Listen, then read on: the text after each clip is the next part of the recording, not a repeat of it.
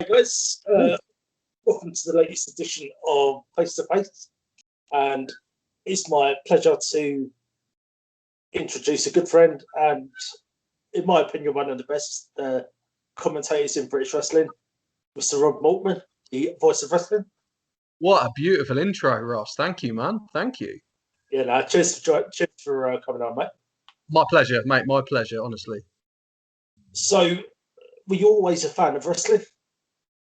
As long as I can remember, yeah, definitely. I've always said this.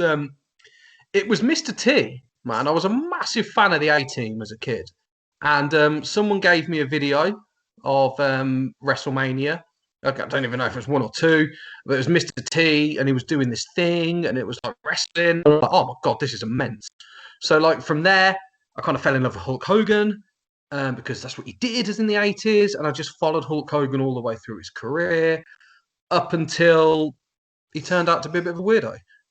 But like that was that was always it was always Hulk Hogan for me. Always just that pure charisma, that larger than life spectacle. Everything about that was just I was hooked, and I never grew out of it. Literally, I'm 40 years old now, and I'm still never grew out of it. 40. I know, right? So, how did you get into like the? No, how did you start? How did you start your wrestling journey? Well, we were just saying about this off camera. It is like it was 90% like hard work, and then just 10% absolute dumb luck. Like I was always, I was a bit of a like I went to college to learn journalism, and I really gravitated towards radio. And I was doing a lot of work in local radio and just jobbing around. It was back in the days when you had like RSLs. It'd be like a station, a town would have a station for a month, and you could only get a month's license at a time. So I'd like go to different towns. And there was a community of us going doing these different things. I was always really into wrestling, but it was kind of like that dirty little secret that we all had. Well, that I had. Yeah. And I was just out one day. It must have been 2007, 2008 wearing a Cactus Jack t-shirt because I really loved Mick Foley as well. I really liked him. And I got spotted in Iceland by a wrestling promoter. And he's like, do you want to be a wrestler? I'm like, nah. I'm 27, 28. Like, it's too late for me. And I'm not a sporty person by any stretch. I'm not the vision of fit and healthiness. You know what I mean? I'm not that guy. So, like, but I'm a good talker. I'm a good radio person. And I'd quite like a stab at being an MC. Next thing I know, I'm invited along to do a few trainee shows. And I got the bug for it, and then decided to spread my wings a little bit and just kept going and going and going. Right. So can you remember the first show you called? Oh God, kind of, yeah. It was it was because obviously I'm from Kettering, Northamptonshire, so it was EAW in Rushden. I have the DVD of it. And I cannot, even to this day, bring myself to watch it because I still do a bit of sports MC and I still do like boxing and kickboxing and MMA and stuff. And I cannot bring, I just remember vividly, rather than standing behind the curtain waiting for my music to drop, I was stood in front of the curtain, just stood there waiting for the music. So everyone could see me just standing there like an absolute lemon in a crap suit. And just like stood there like an idiot. And it was like the camera was on me and I watch it back. I'm like, what the hell are you doing? But and then I didn't do commentary for years. I just did MCing. And I thought, well, it'll be like doing the radio, won't it? I'm a good talker. Oh no, nothing like being a radio presenter. A completely different skill. But once you're out there in the ring and everyone's looking at you thinking, well, you know, he's there, he's doing this, and then you're rubbish. I've really got to like get good quickly. I've really got to like work with a crowd and learn. Fortunately, I've done a bit of live work in the radio business, like live events, and I worked in a lot of like local bands when I was a pretentious student and stuff. So I did a lot of like live shows in pubs and bars. I was pretentious, Ross. I was a proper I was a nerd. But fun fact, guy that got into wrestling turned out to be a nerd. Who knew? But yeah, I knew roughly what to do, but it was a hell of a trial by fire that took me, well, some would argue years to learn. Some would argue probably I never did learn it. There are certain wrestlers in this country that would say that, yeah, he never got it. Right, okay. What You're going about, to judge me on my first ever appearance. Please don't, like, of all the cool things I've done. No. trust me, I could tell you a few off camera. But um, so, who are some of the biggest ribbers, and also any funny ribs that you can think of? Um, oh man, it was never really. I kind of travelled alone for a lot of my wrestling career because in Northamptonshire there wasn't really anyone to travel with. Obviously, the majority of my career was spent at the Southside, and I was always on my own. I've travelled a lot with Brady Phillips towards the end of it, and I travelled a lot with Paz in the last few years. And me and Paz were really, really. I haven't spoken to him in a long time now, but we were really close. We had a good relationship. But as for ribbers, I don't. I got ribbed by Kevin Nash. Right? And right, this was we did the tour. We did the Big Sexy tour, and I kind of like we did the Bret Hart show, and I got to do the last ever event with Bret Hart, and he was like, he'd been interviewed by John Gwynn before me, and Bret comes up to me and says, "Look, this guy's done the same interview for like 5 nights running. Are you gonna do something different?" I was like, "Absolutely! Like I'm a big fan of like, and I know I'm in wrestling. I know a bit more about wrestling than John, who's very much a football and darts person. So we can talk about this." And I really tried hard to like go into the whole 50s stuff and British wrestling, all that stuff, and he really enjoyed it. And then, so from that, I learned, let's do different interviews every night. Let's spice it up a little bit to keep the interviewee excited and interested. So when we got the Ric Flair tour, I planned a different interview every night, but Flair weren't having none of it. Flair's like, nah, and he just ran me ragged. Like I was absolutely nervous as anything interviewing him. And he just kept like on me on my toes, constantly. So I'm like learning, okay, template of an interview, know your stuff inside and out, depending on what tangent your guest goes on, but just pepper in little bits. Don't do completely different things because your audience is always new to them. So every audience wants to hear the certain stories. So with Kevin Nash, I've got this planned. I've got my little clipboard, all my notes and stuff. We do night 1 in Edinburgh. Great interview, good fun. He's an absolute joy to work with. We go to Newcastle the next night. We're sitting on the stage there. I've got my clipboard, and he goes, "Before we start, Rob, we're not doing the same interview as we did last time." So what? He goes, "No, I'm not doing the same one. You can get your little cheat sheet, and you can get rid of it." I'm like, "What?" Grabs it, chucks it across the stage. I'm like, "Oh man!" So like, I'm sat there, nothing in front of me, having to just completely and utterly come up with an interview for Kevin Nash on the fly in front of a full house of Geordies. Like, absolutely, what do you do? So I'm fucking, being a wrestling fan that I am, I pulled it out of the bag. But then afterwards, I was like, bloody hell, mate. He went, "No, you did really, really well, actually. But it was the promoters that put me up to it. That was a proper rib." I was like, "You git. You absolute git. He did me." He said, that's the one that I remember. And yeah, that's the best one. That's my favourite. The fact I got away with it, like if I hadn't got away with it and I crumbled, you wouldn't be talking to me now. I'd still be like digging myself into a hole. Oh, have you got any funny moments from commentating?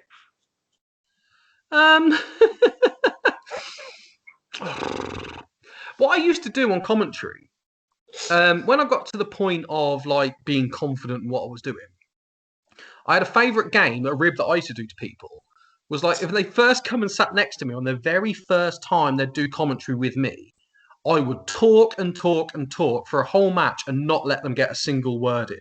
That was my favourite thing to do. So, like, say it was like Rob Sharp or Georgie Archer come sit next to me, I would just go like full on Joey Styles, not come up for air, and just let them sit there like not knowing what to do. I used to do that. Anybody that sat with me first time, there was that. We used to do at Leicester as well. We used to try and fit song titles in. If you go back to the old LCW shows, you'll find like me trying to fit in Christmas songs or Queen songs or stuff like that. I used to do that quite a lot. But to be honest with you, mate, I took it quite seriously. I tried to really be as serious as possible, if you can imagine that. I mean, you mess about a little bit, but on the whole, you go backstage and they've heard you messing about, say like there's a match going on and all the lads are watching it and you're prattling about on commentary, they're going to have you for that because that's content of theirs. It's going to make them look a bit. It's going to ruin their hard work that they're doing. So they're out there putting their bodies on the line, and there's me making jokes and not taking it seriously. I'm going to get rinsed backstage for that. So you have to kind of be part of the show and take it as seriously as they're taking it because they're the ones taking all the bumps and taking all the hits. You're just there. Yeah. When you go backstage, oh, mate, I've got a right sore throat. They just look at you with like thumbtacks hanging out of their head and just like, yeah, shut up. So, yeah, I tried my best for the lads, for the boys. What's your favourite match that you've called? I know you've been there. I know you've commentated for years, but yeah, what are some of your favourites? I liked the DJ Hyde, Jimmy Havoc when we did the barbed wire ropes match. That was exciting to call. That was really because I've never done a match like that. I always enjoyed British rounds matches as well because there's a whole different dynamic to calling them because you've got the gaps and the cards and all that kind of stuff. So I always enjoyed doing that. And then like Rumbles were my favourite as well because there's so much going on. And he's always got something to talk about because I always used to try and like fill my content just in case there was a gap in the match. Say like doing like a chin lock or something and they're slowing it down. I'd always try and have content. Whereas with a Rumble, there's always something going on. There's people like up and down the stands. There's people, you never know what's going on. So I used to like that because, as you can tell, I'm a fast talker. I'm a strong talker, and I could really just keep up with what was going on. And it was like, it was exciting, and you bring the energy. It was just an extra layer to the match. And the Rumble's this exciting, and then you've got that extra layer of commentary and the energy I'm bringing to it as well. I used to always love doing that. And then such and such has been eliminated and all that kind of stuff. Loved it. You're making me miss it, Ross. You're making me miss it, man. Well, you're more than welcome back. I don't know if I am. What's that? I said, I don't know if I am. I don't know if I'm welcome. Right. Favourite Travis story? Bless Chris, man. Chris was always... I was always thought, like, when I was breaking into wrestling, there was, like, this top tier of great guys, like the real top tier of British wrestlers. And we'd just gone through the generation of FWA and all that lot. So that's kind of just, those guys were, Andy Simmons and that were just dissipating. And we had, like, the Giros coming up and Travis and Kirby and all these, like, that generation names. Spud had just gone off and done his thing. And I was always like, right, this is the top bracket. These are the guys. Then there's me here. I can deliver to these guys. I've believed there was a gap in the market for a good professional MC because I always tried to be like an old school professional cliche MC. And Chris was always the first person to like open the gate to me to be accepted by that top tier of what I perceived to be the top tier of lads anyway. He was always the one who come up to me and said, I like your work, Rob. You're actually really good at this. Like, you give me a hug after a show, shake my hand, and always gave me that respect when I was still trying to earn it from the other boys. Because you know yourself, Ross, you do this. You have to earn the respect of the locker room. You have to earn your place on the card and your place with the boys. And Chris was definitely the first person to accept me into that top bracket of people in British wrestling. Now, that's not me saying by any stretch I was in the top bracket, but the top bracket of people accepted me and understood that I was serious about the craft and I did my best with what I had. Do you know what I mean? So, like, that's what I'll always remember Travis for. He was class. And the fact that John Shipley's mum used to fancy him when we had him at Leicester Championship Wrestling, that was always quite nice because she was like, she would be, she always paid him. Like, John paid everyone else, but she always made sure she paid him and got photos with him. And he always, like, I remember Full House Wrestling as well. He was over the moon. Oh, no, I just remembered another story. He was over the moon when we had cups of tea put on for us at Full House. But I remember doing Hope, like one of the first Hope shows. And I'm sure you won't mind me saying this, but they were meant to do a meet and greet. So I was like, Rob, go backstage and get with the lads. He's like, oh, I was like, Trav, we've got to do a meet and greet. Is there anyone fit out there, Rob? I'm like, nah, not really. He went, no, I'm leaving it then. And, and that was it. He just carried on getting changed. Brilliant. Good lad. I'll look, like I said, I'll always remember Trav for just so many things, man. Like he came to meet Ric Flair in Leeds. So I introduced him to Flair. I said, look, I've told Rick that you're a wrestler, you're coming here. Because if you told him about the cancer, I was like, no, man, I just told him that you're a wrestler. He went, oh, brilliant, thank you so much. And I introduced him to Ric Flair as well, and they had a little chat. So nice little things like that. Yeah. Does that answer your question? Yeah. Have you got any favourite imports that you work with? You what, sorry? Have you got any favourite imports that you've worked with in your time? In wrestling, yeah, man. I always really liked working with Abyss. He was cool. Ethan Page was great. Melina, I loved working with Melina. She was a lot of fun as well. Who else did I? Cody Rhodes, loved Cody. Like when I retired and we did the Southside last ever show, and Cody Rhodes was there. Like, I'd interviewed Cody a few years before when he came over for the anniversary show, and me and Cody share a birthday, so I bought him a present because he's well into his Zelda. So I bought him a Zelda Hyrule Shield lapel badge. So we got chatting to him at the show. I said, look, at the last show, I said, look, Cody, I just want to come up and say thank you very much for coming along to see the show off. It's made the end of Southside something special. But no bother, because it's my last ever show. I'm retiring from wrestling today. This is me done. And he's like, oh man, are we doing anything for it? I went, no, we're not going to make a big deal of it. People know, but it's about Southside ending. And he's like, that's classy. I like that. And when it got to closing down, the ring's being packed down, I'm changed up. You've got Cody, MJF, Sean Spears, Brandy, all there waiting to go. And I went, right, guys, thank you very much for everything. Just for history's sake, can I have some feedback on my MCing? And Cody went, you're a hell of an MC. Enjoy your retirement. And I'm like, that to me was the perfect bookend.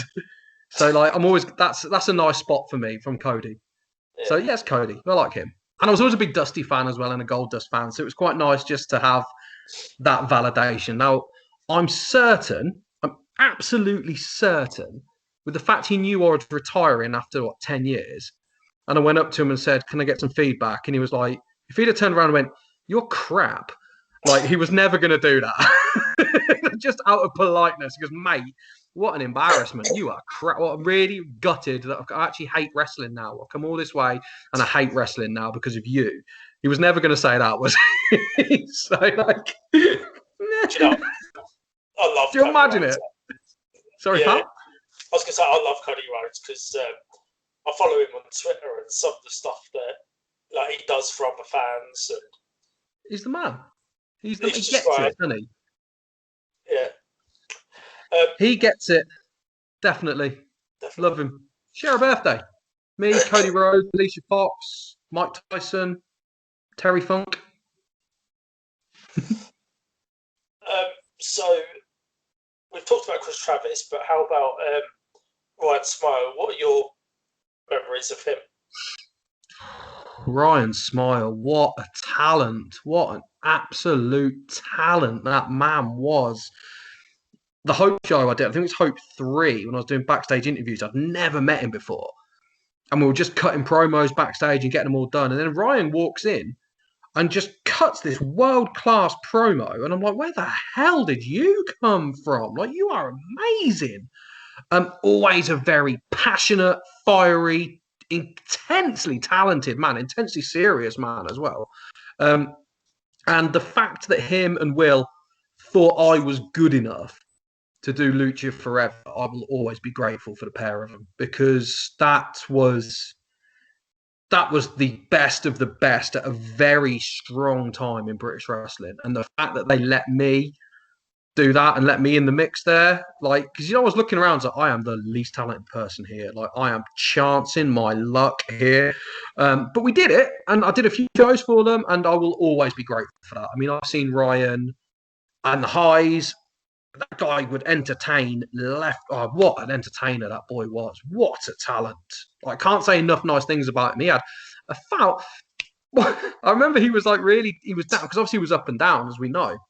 He was really down at a lucha show, and he was really like. Then when the problems were happening, he spoke to us all. And I went, "Look, Ryan, I've known you for a few years, pal.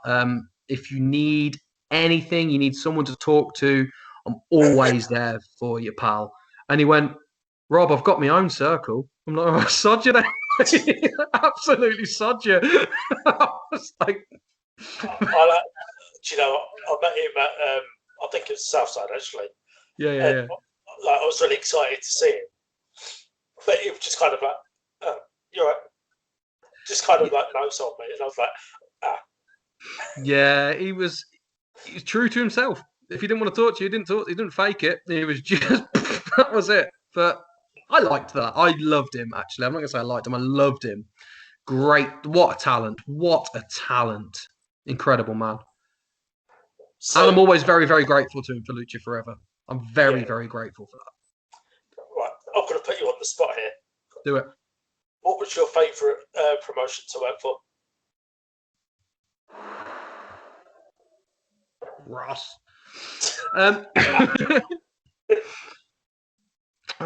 I'm most known for my work at Southside, and that is and I was a big part of the Southside family, so that is a very special thing. But there was a magic at Leicester.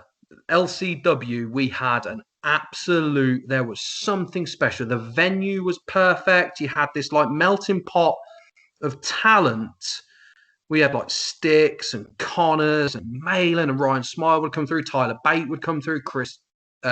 Travis came through for a bit. Kirby was in. Chris Tyler and thing. All these great names that were just on the way up. And it was just a collection of people who were dedicated to British wrestling and looking to give that next step. And me and John, we worked really well together. We came up with the idea to give the lads, do a 5-match card and give the lads extra time to get their stuff, like get your shit in. Do you know what I mean? And we gave the boys a chance to really entertain, put on long matches.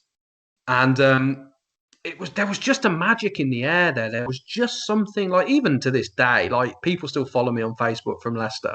And I occasionally used to drop into the Elevation School and host a few shows like down there as well. So there was just something special about it. Because I think it was just a lot of us were it was just before the first UK tournament. Like it was all that great talent was just like pushing all in the same direction.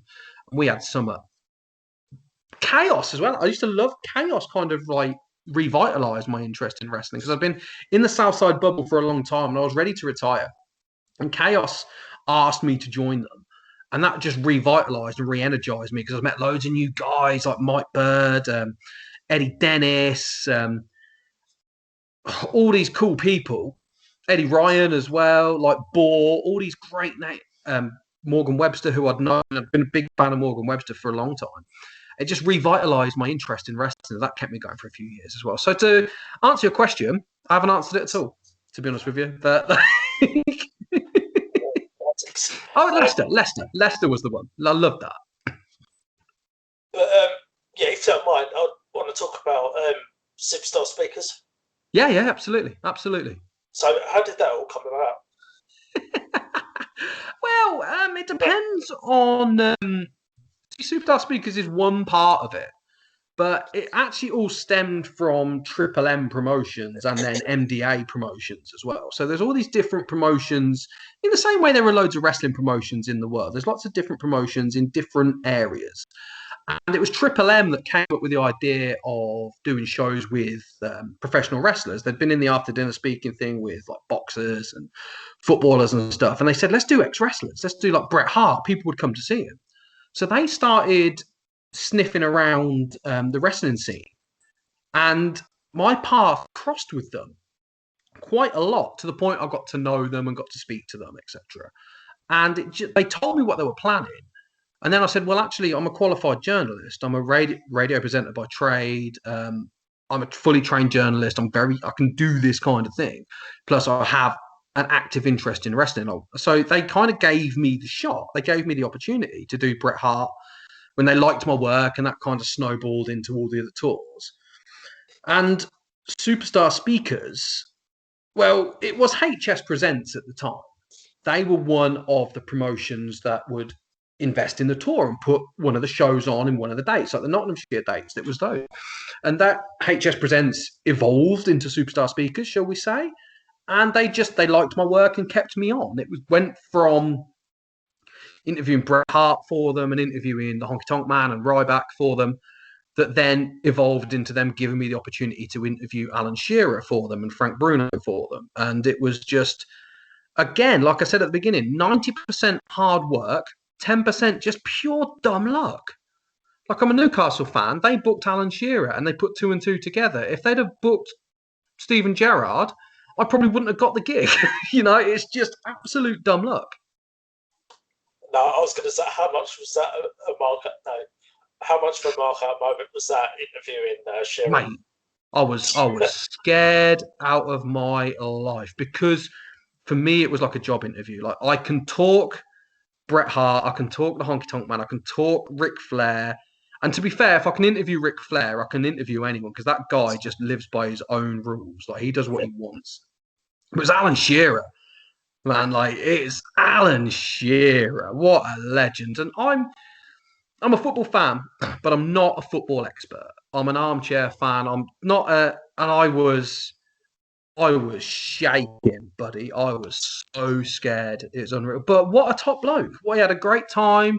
He sent me a message afterwards to say how much he enjoyed it. His agent was happy with it. The promotion was happy with it. But my life, I was literally on that stage, thousands of people at Mansfield Town Football Stadium, listening to me interview Alan Shearer, making him laugh, and just being like so scared all the way through. I was terrified. Like, you could, like a rod at my back all the way through, like bright-eyed, bushy tail. But what a cool guy Alan Shearer is. What, I went to speak to him beforehand, and he was like all jovial and happy. He's like, oh, by the way, I'm the MC. Can we just have a quick? And he just literally gave me that look, that dead serious, right, this is how we're going to do things. I'm like, oh, crap. And it's like, I want to do the Keith Gillespie story here. I want to do this here. And then in addition to that, the warm-up was John Beresford and Steve Howie as well, which I didn't know were going to be there. I'm like, geez, I've got to interview these two as well. It was like... But I didn't get paid. I didn't get paid for that. Because, well, I did get paid. I took a signed Newcastle shirt instead. I said, don't give me any money for this. I just want a signed shirt from Alan Shearer. And if I retire now, then I am happy. So I got that, and I got a shirt signed by Howie and Beresford as well. So to say I didn't get paid is a little bit of an exaggeration. I didn't get cash pay. I got this shirt, and it's my absolute... I'm so in love with it. It means that was my job interview. That got me from someone who wanted this to someone who got it. I'm very, I'm very proud of that. Yeah, should be. I am very, very proud of that.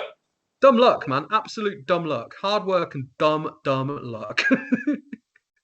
I'm glad you pointed out the hard work bit, because I'm gonna kind of embarrass you a little bit here, but I don't think you put yourself over like enough. Thank you, man. I think I'd rather be a little bit humble than a little bit arrogant. Do you know what I mean? I don't think I'm rubbish. I think I've always said that when I'm on my best day, I can compete with the best. Like, if I'm at my absolute peak, I can compete with the best. But I never want to be arrogant about it. I never want to be, well, I'm this, and a lot of rubbish. Because you can always be better. And there's always going to be someone younger and more in tune with the audience than you. I am what I am. And my career is, I'm so lucky, man. But let's be honest. Like, the WWE didn't call, did they? Cody Rhodes met me and didn't offer me a job. Jeff Jarrett met me, said I was great, didn't offer me a job. So, like, you have to be a little bit humble, don't you? You know? So, have there been any like genuine mark-out moments for you? What, in wrestling? Yeah. Yeah, loads. Loads, absolutely loads. Meeting Ted DiBiase, I absolutely bottled it talking to him. Like, when he did Southside a few years back, and they had him, and he's just walking around But he's Ted DiBiase and he's massive. Like, he's a big dude. And he's just walking around, and I'm like, I'm going to go and talk to him. And I went up to talk to him, and I was like, I can't do this, and turned around and just had to walk away because it's Ted DiBiase. Like, he's the $1 million man. It's amazing. And I was like, right, I've got to do this. Went up to him again. Hi, Ted. I'm Rob. I'll do this. I'm going to do backstage interviews. Or if I get you later. And I was like, yeah, sure, no bother. But remember, everyone's got a price, and did the laugh. And I'm like, oh, my God. Oh, my actual God.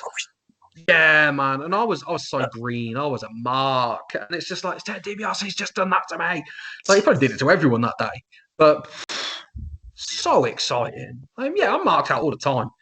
Like, I've called an Ultimo Dragon match. I've held the TNA Impact Championship in my hands. Oh my God.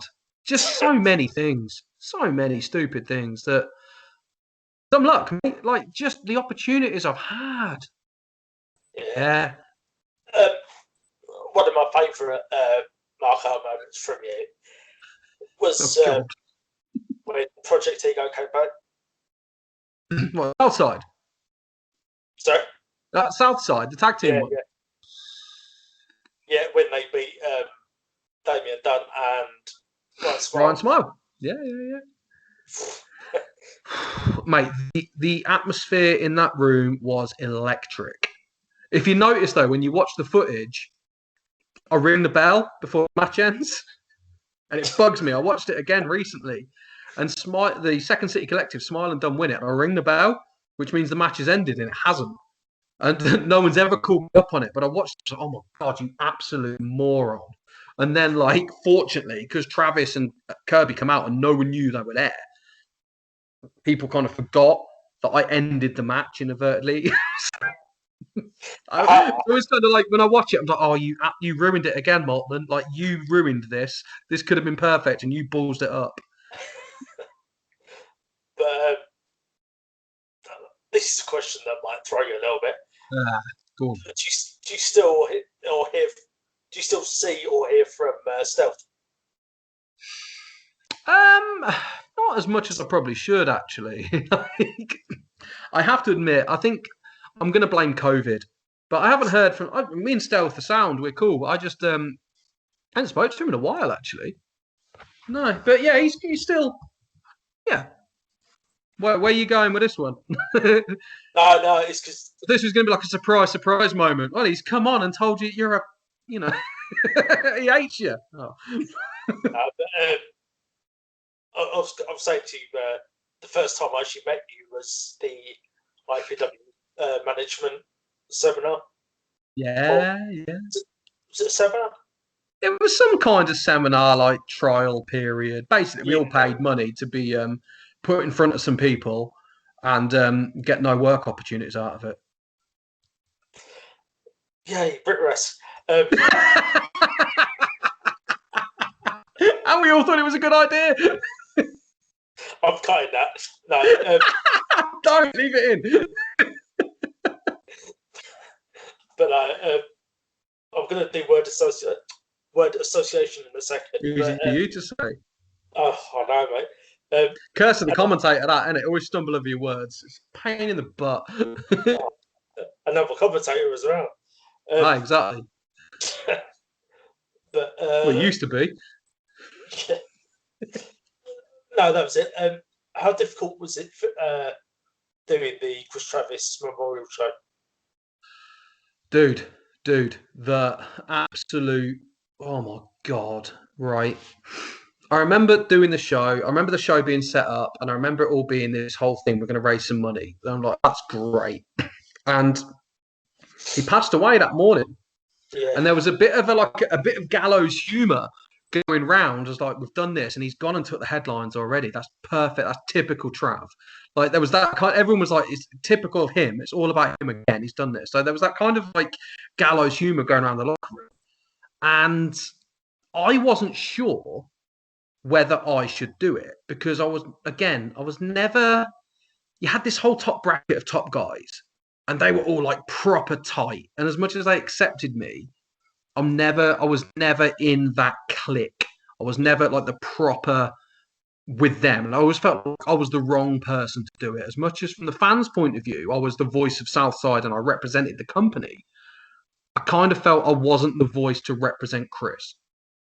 And G-Man was there doing the filming, and I was like, maybe he should do this. And I wondered I didn't know what the lay of the land was, but I kind of said to myself, actually, Chris believed in me. Chris was the first person to actually give me the in to the kingdom and to respect me. And I felt I wanted to do it as my way of saying thank you very much. And I knew I could do this. And I felt it was just, I think G-Man filming as well, and he had all this stuff to do. I felt like it was the right decision for me to do it, but I did wrestle with that quite a bit. So I'm stood there in the ring, and I've got Ligero and Kirby stood in front of me as I go out to make this announcement. And I know, right?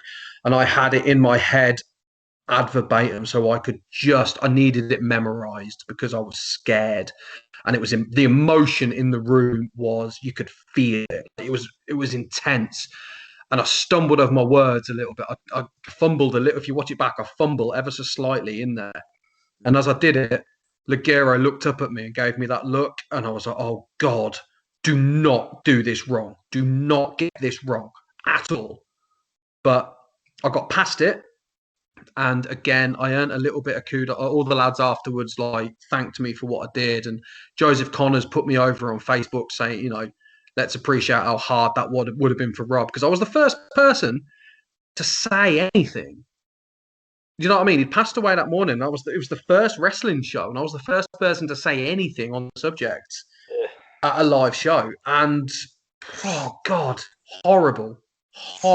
And then we did it again at Stevenage, like the weekend later, and you got RJ Singh there, and I just watched him cry. I watched him absolutely cry his eyes out, and I'm like, this is a brother to all these people that I look up to. Mate, I'm so glad that I did it, but oh God, mate, it was hard. It was emotional, but yeah. I feel like I made the right decision.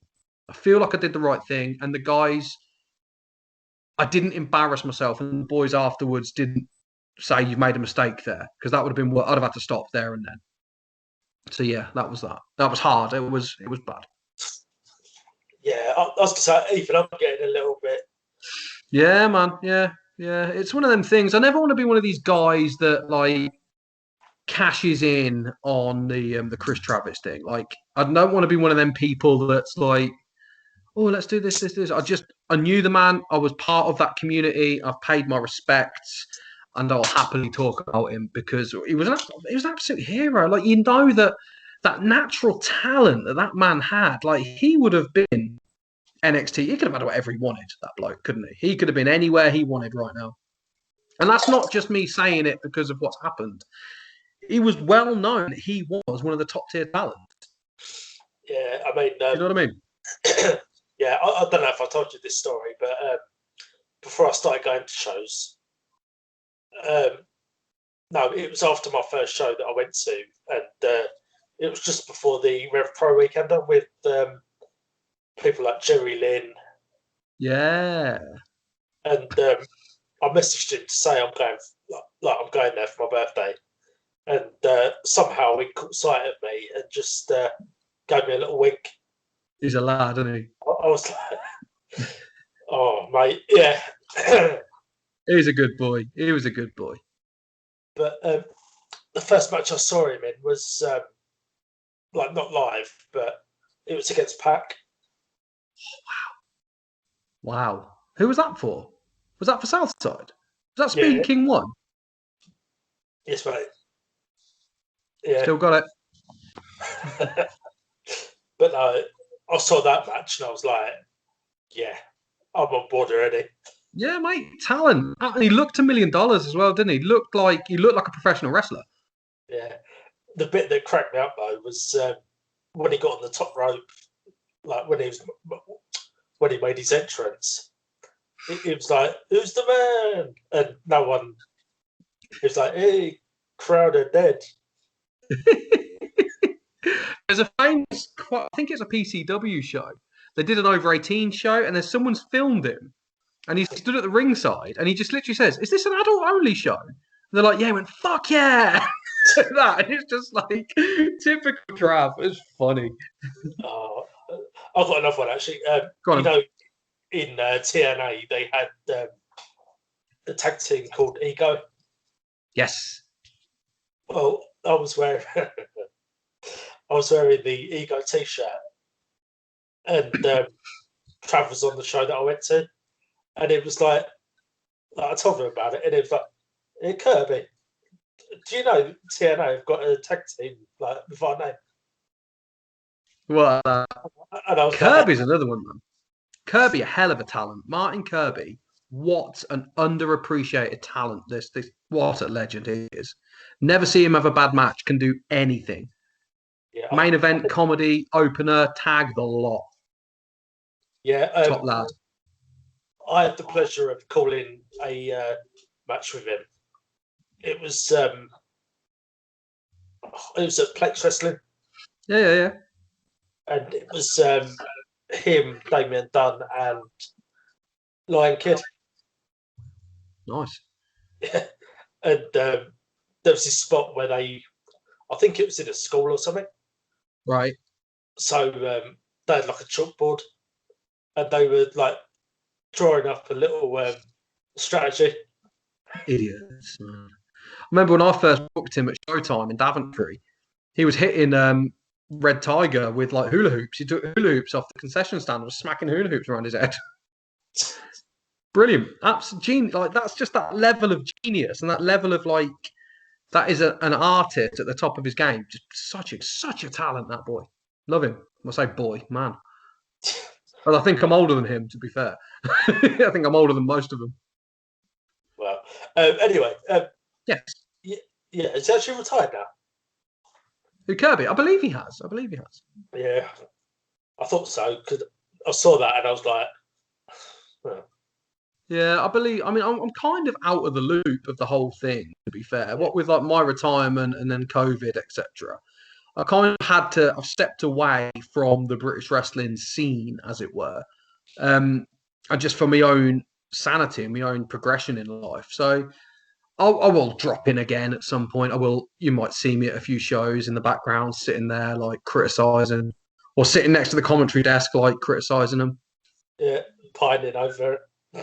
Probably. That's the problem. I'll be like, oh, I want to do this again. I was going to say, do you miss it? Yes and no. I mean, I'm fortunate that in my career, I get to do live events. Like I said, I still do MC and I still do boxing and MMA and kickboxing. So that kind of gives me that. And I still work in theatre events and all these like after dinner speaking events and stuff. So I still get that rush of a live event. But there is nothing quite like wrestling. Like, I do come close to dropping my name back in the hat for things. But I don't know, man. It was such a perfect end. It was such a perfect ending. That thing with Cody Rhodes was such a wonderful way to end a career. Like the end of Southside, that compliment, I'd hate to kind of sour that. Because at the moment it's perfect. At the moment it's perfect. It's tied up in a nice little bow. I don't want to come back and knacker it. Does that make sense? Yeah, I was going to say, don't want to look inside. Yeah, and also like there's a whole new generation of people now, and there's a whole new group of MCs and commentators, and they don't want this old man rocking up again. Oh yeah, I was at Southside. Who were they? Like I worked for Leicester Championship Wrestling like back in the late 2000s, like early 2010s, and no one's going to care. You've got to start. I have to start all the way at the bottom and earn my credentials again. As much as I still can deliver, because I still keep my hand in the MCing world. I don't want to be the guy that struts straight in as well and takes a spot that someone else is working hard for, because that's not fair. I wouldn't have liked it if someone did that to me, especially as I don't have a drawing power. It's not like I'm Jeremy Borash coming in and doing it. It's not like I'm Jim Ross coming or the Thing or anyone like that coming in. I'm a nobody to it, so I don't deserve that spot really, because I'm not going to bring anything to the company that someone else can't bring. Do you know what I mean? Like, yeah. I don't, as much as I believe I can do the job, and I still believe I could cut it quite comfortably, it's not fair on the people that are actually like grafting and doing it. And imagine like COVID, they've waited and waited and waited. Shows come up and I decided to come out of retirement again. It's like, hang on a minute, son. That's not fair. It's not. That's not fair, is it? Well, they say people never retire. The phone just stops ringing. It might just be that. No one's asking. Don't tell me that. Mate, honestly, no one's asking anyway. It's not like people are, come on, mate, come out of retirement. No one's asking. Right, so we'll finish off with, I'll tell you, this has been a really fun interview. Good, I'm glad. I'm going to finish off with word associations. So 5 names, and you say the first word or words that come into your head. God, all right. And I'll start off with your former commentary partner, Diamond Dale Mills. Legend. Actually, I love Dale Mills. Me and him have had such a bit of like back and forth, but without him, I wouldn't have the opportunities that I've had now. He's always been a constant source of information, and as much as I am nothing like him, and our styles are completely different. Like that guy he was a big part of my career. Him, good lad, love him. Hunter Brothers, the best, the absolute best. Like they are Hall of Fame worthy. The great, one of the best tag teams in this country. Superb and the nicest guys. Yeah, that's more than one word. Best quality. Well, I did say word or words, so I'll let you. You knew it was never going to be one word with me. You know that. That's the DJ in you. Tatanka. Testicle. I when we had him at Southside, his balls fell out, didn't they? And everyone in the front row saw him. I heard about that. Yeah, I saw it. And trying to like do commentary when the whole crowd are reacting to Tatanka's nuts, and you're trying to like avoid it. It's like, what do you do here? Like, I don't want to talk about them. So yeah, whenever I hear Tatanka, that's just what I hear. Just see like his balls. Like yeah, I've seen Tatanka's nuts. Tyler Bate. Insane talent. Nice guy. What a great ambassador for British wrestling that boy is. Like, what a talent. Yeah. I wish him all the luck in the world, actually. And we'll finish off. No, so we'll finish up. Is that 4 or 5? 4. 4. So we'll finish off with Chris Tyler. Again, love Chris Tyler. Genuine nice bloke. Incredible talent. The WWE missed their opportunity with him. I believe he is having incredible success all around the world with TV work and acting work. He is possibly the most handsome man I've ever seen. He is an incredible athlete. He's always been tuned in and smart with what he's doing. Chris Tyler is. There's an amazing match at LCW. Chris Tyler versus Tyler Bate. They were both probably about like 19 at the time. Probably even younger, actually. It's superb. Genuine early. That can be Chris Tyler's like the one that got away, I would say. In British wrestling, he is the one that got away. Yeah, speaking of Tyler Bate, I saw there was not a botch, but something really funny happened at a Great Bear Promotions, I think. Yeah. Where Mark Adams was the announcer. Class act, Mark, isn't he? One of the best. Yeah, I love him. And it was Tyler Bate against Ilya Dragunov. Nice. Yeah, and obviously Dragunov's from Russia. So just before Tyler Bate's music come on, because Dragunov was first in the ring, someone just yells out, "Yay, Russia!" and like Mark Adams turns around and goes, kind of gives him like a double take. Normally unflappable, to be fair. Mark Adams is normally like cool as a cucumber. He's the last of a generation, Mark, and he's the last one of us. I think everyone else from that little clique of MCs has retired. He's the last one, my last man standing. Right, so He'll yeah, never that's retire. That boy. nah. Yeah. So yeah, that's gonna do it for the questions. Rob Maltman, it's been an absolute pleasure. Well, I'm going to actually zip things back. I'm going to turn things back around because, like, I'm going to bring it back to you. You're doing this radio thing and doing lots of interviews, which is how I started getting into pro wrestling. And then you're doing a lot of the commentary and stuff. So I want to actually officially wish you all the luck in the world, Ross, with your career, because like me and you have known each other for a long, long time now, and I'm actually really proud to see you achieving something, and it's nice to see good people actually have success. So kudos to you. What I want to do, I want to talk to you about how you approach commentary, because I always, when I approached commentary, my tactic was to bring in a British sporting style to it. I tried to do like a John Motson style British football stats and figures, and really tried to. I didn't want to be Jim Ross. I wanted to be Rob Maltman and maybe John Motson. And I wonder how do you approach commentary? uh, oh, you really did turn it around on me. Yeah, I did. I don't know, it's difficult. I'll just go like move for move. Yeah, just pure play by play. Yeah.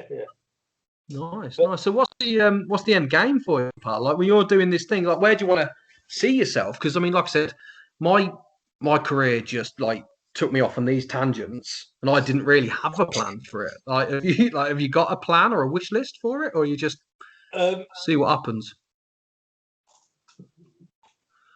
Excuse me. Sorry, that's going to go on the outtakes. No, look, when I first started going to shows, my first wish was do a progress show. Nice. Yeah. I quite fancied hosting. I wanted to host one progress show. But yeah, no, it's kind of that's changed for some reason. I don't know why, but it's just to work for as many promotions as possible, and It's the way to do it, mate. also to do ring announcing as well again. Yeah. Because yeah, I actually got asked to do ring announcing like for a show, That's and I cool. was like, yeah, and I was like, how am I going to commentate? Ring announce, sorry. So I just did it from the announce table.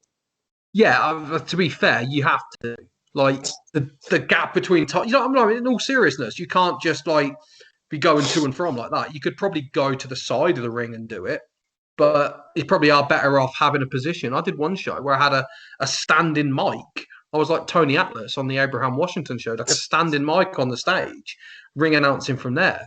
Like it's not impossible, and I think if you put yourself in the center of the stage, so you had the commentary table one side, have you in the center of the stage under a spot, do the ring announcing, and then go back to the desk. That'd be a nice visual, I think, because you've got the voice for it, you've got the talent for it, you've got the passion for it.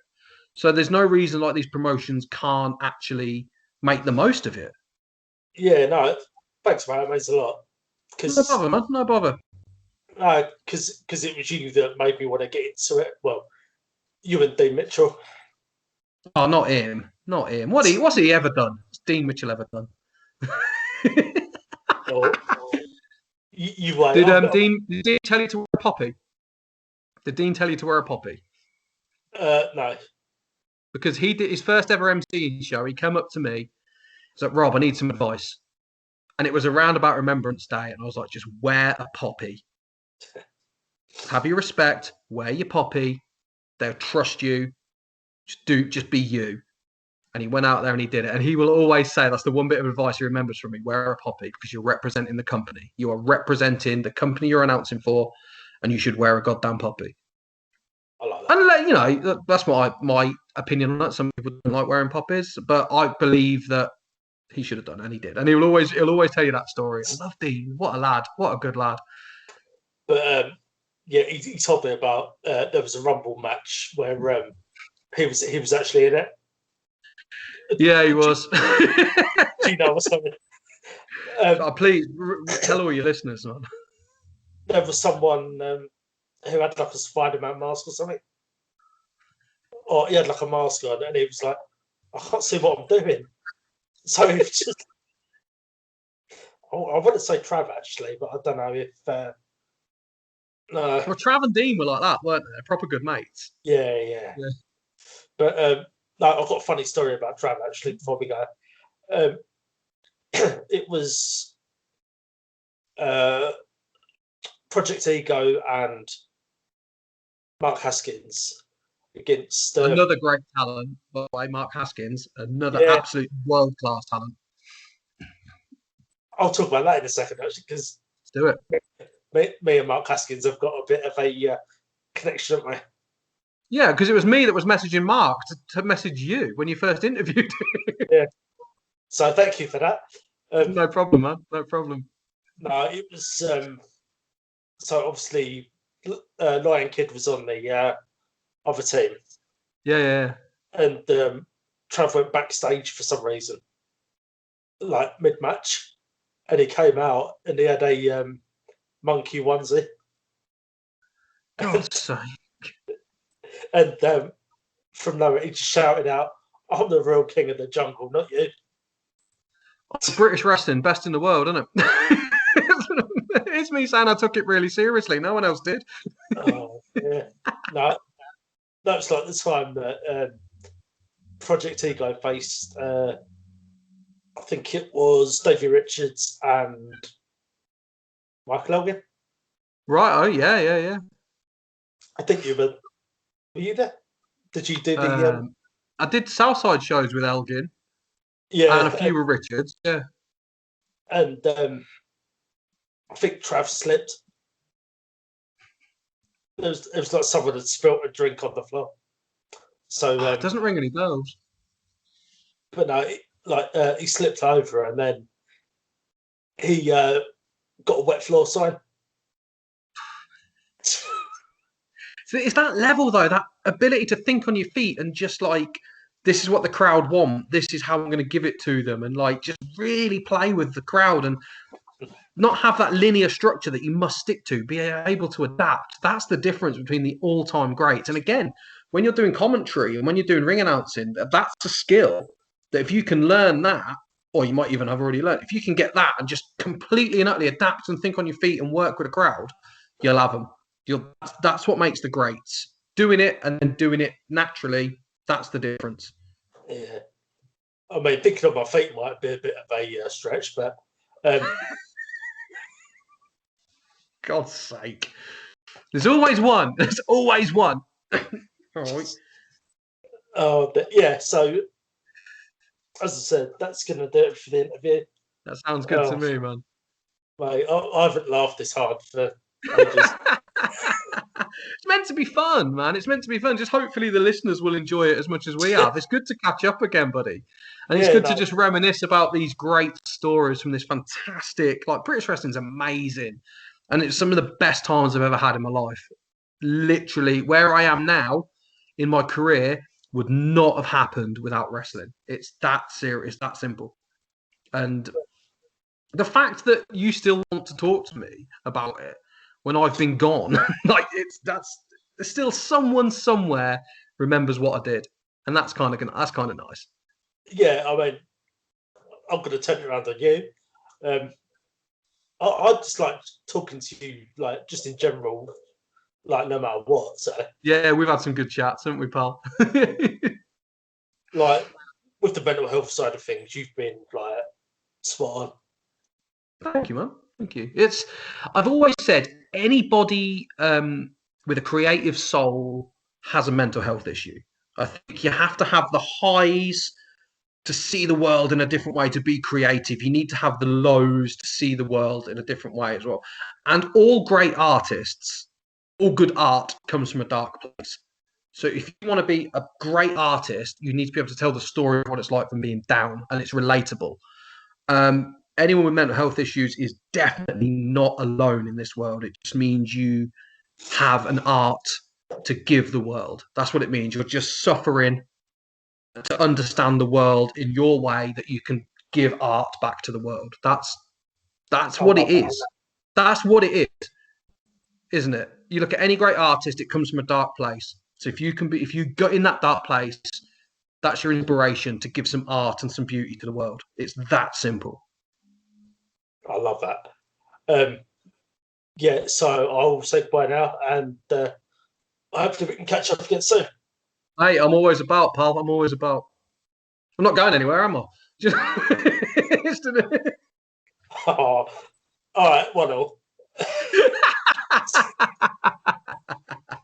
Anyway, take care, and I'll probably give you a bell. Yeah, sound, mate. Sound. Thank you very much, Ross. I appreciate it. I really do. Yeah, take care, mate. Take care, buddy.